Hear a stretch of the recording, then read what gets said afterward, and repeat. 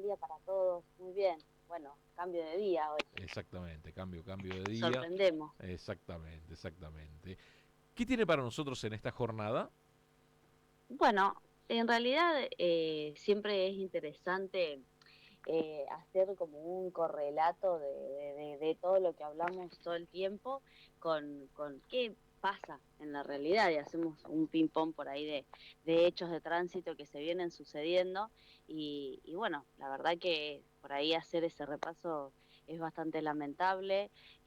Hoy mismo está conmocionada la ciudad de Mar del Plata por la muerte de un dirigente, de José Marcelo Moscusa, que es expresidente de Aldo Civic, y bueno, son esas pérdidas, ¿no? Que se acontecen de un momento a otro de cualquiera de las personas que estamos acá y que nos rodean a nosotros, porque son segundos de maniobras y de impulsos que terminan generando ese desenlace por propio hecho de las leyes de la física, como siempre hablamos. La verdad que en los últimos días la Argentina, si hacemos un repaso, ha vivido varias tragedias.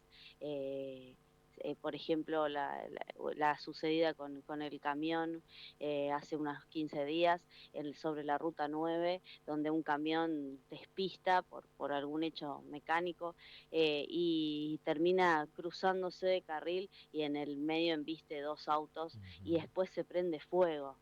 O sea, que es de lo mínimo que hubo en el hecho fueron 3 muertos más un montón de heridos y bueno, pensar, ¿no? Que esas cosas que acontecen porque vamos en exceso de velocidad, porque no estamos por ahí pensando en el respeto de las normas y en priorizar el cuidado de la vida ante esa situación.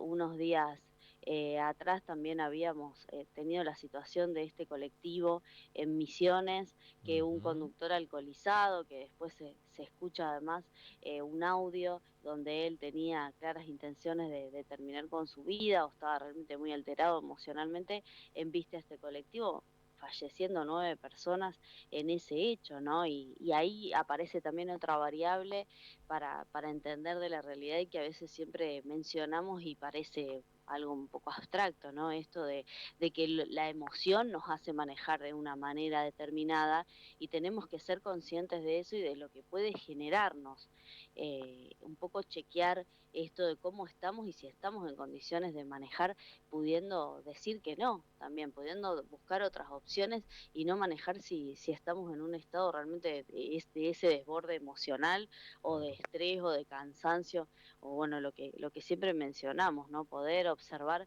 que la conducción tiene que ser plena o no ser, directamente Ujú. buscar otro medio de transporte. Claro. Bueno, Eh, cifras alarmantes, Laura, ¿no?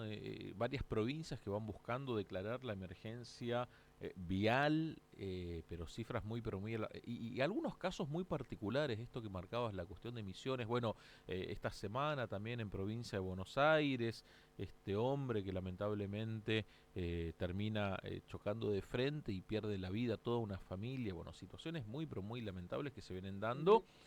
Y es para atender, ya no es una cuestión de cobertura periodística, de análisis de algún intendente, la cosa es mucho más amplia, ¿no?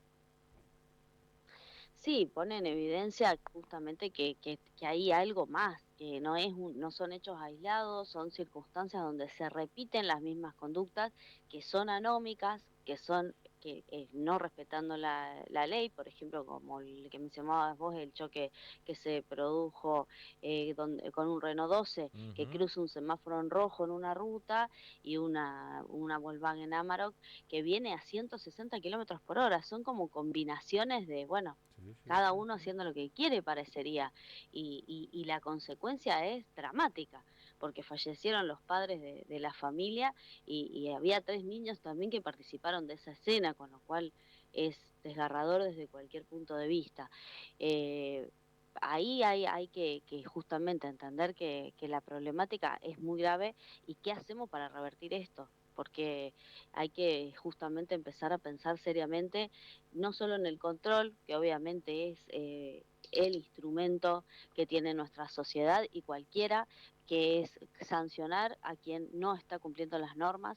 Eso a veces nos cuesta también un montón, ¿no? Pues pensamos que es recaudatorio, nos lo hacen a propósito, nos quieren arruinar la vida, pero en realidad hay que poder sancionar a quien no respeta las normas porque las consecuencias de esto son gravísimas, y después, bueno, empezar a tener información precisa, a gestionar esto de valorar la vida y de que nuestras acciones tienen que ir en relación a eso y no una lógica simple de más menos.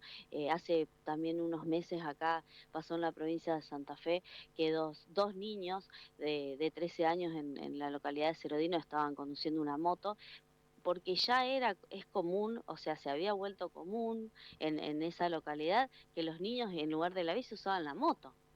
Ujú. A Sí, ese sí, sí, nivel sí. de no registrar tal vez realmente cuál es la gravedad de las cosas, para qué están puestas las pautas, por qué un niño no puede manejar una moto, porque cognitivamente no puede evaluar mucho las situaciones de tránsito.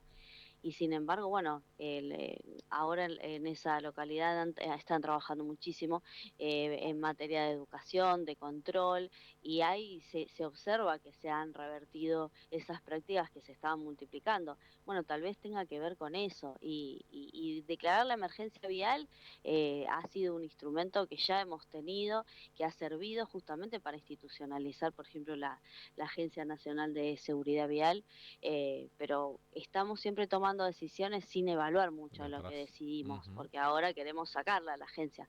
Bueno, entonces también tiene que ser una emergencia de la investigación y el saber qué pasa y cómo revertirlo.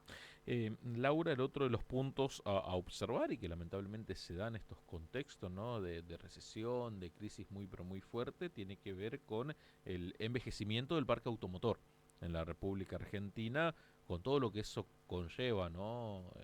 La falta de, no sé, repuestos adecuados para esos vehículos, la falta de mantenimiento o directamente ya no están adecuados a las normas de seguridad que hoy se requieren, ¿no? ¿No? Al tener tantos vehículos circulando, el tiempo de frenado, bueno, los neumáticos, digo, el envejecimiento del parque automotor es otro punto a seguir muy de cerca. ¿Qué estás viendo? ¿Cómo está esa situación?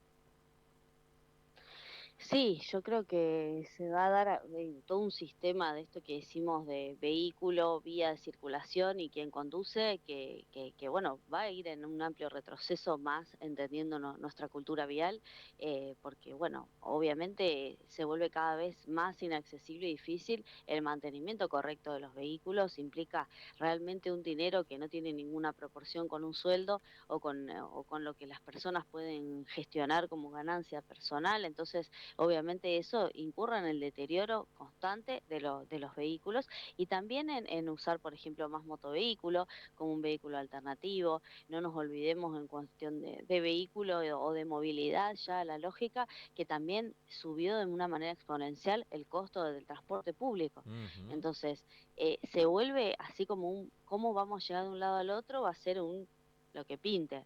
Claro. Sálvese quien pueda, porque no estamos pudiendo tener esos recursos y mucho menos ordenarlos. O el, En o el materia de vía de circulación, sí, o el incentivo a, a una alternativa económica de ingreso económico al sacar los vehículos y hacer, no sé, remises y demás, o las propias motos hacer para un ingreso económico más.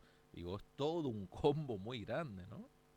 sí, se está sumando también eso que es como la alternativa, como fue también en otros momentos de crisis de este país, ¿no? Ujú. Aparece esa alternativa y aparecen esa economía paralela que también viene de la mano de todas nuestras ilegalidades paralelas.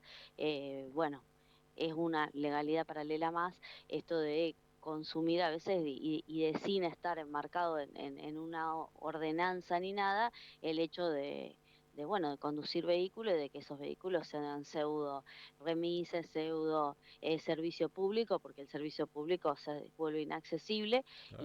y bueno, y eso genera una crisis total.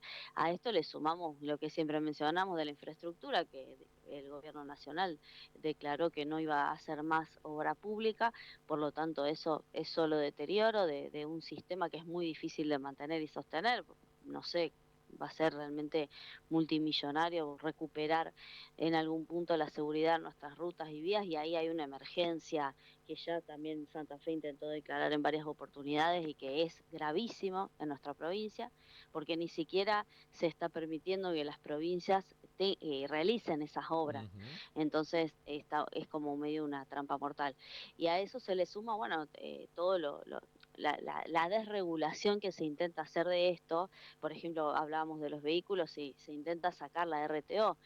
Santa Fe está sosteniendo estas exigencias, pero si no, pero en realidad si se generaliza que ninguna provincia pide RTO, Santa Fe queda aislada totalmente de todo el sistema.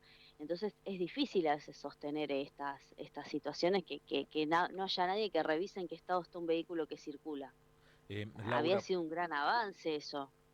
por último, responsabilidades, por dónde hay que analizar también todas las responsabilidades. Yo creo que la responsabilidad siempre es del Estado, porque es quien nos regula, quien nos Ujú. ordena y quien como que es el referee de la cancha.